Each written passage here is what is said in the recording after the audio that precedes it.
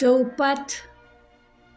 Той не беше зелено човече, но с поглед насочен нагоре.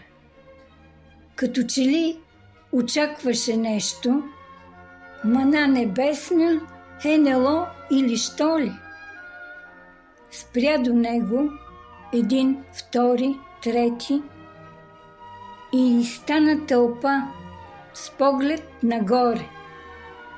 Ала нямаше нищо в небето. Само синьото виждаха хората. И тогава смърт. Смърт за лъжеца.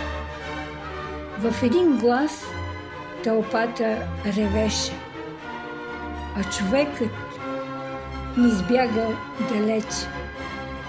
Беше станал зелено човече.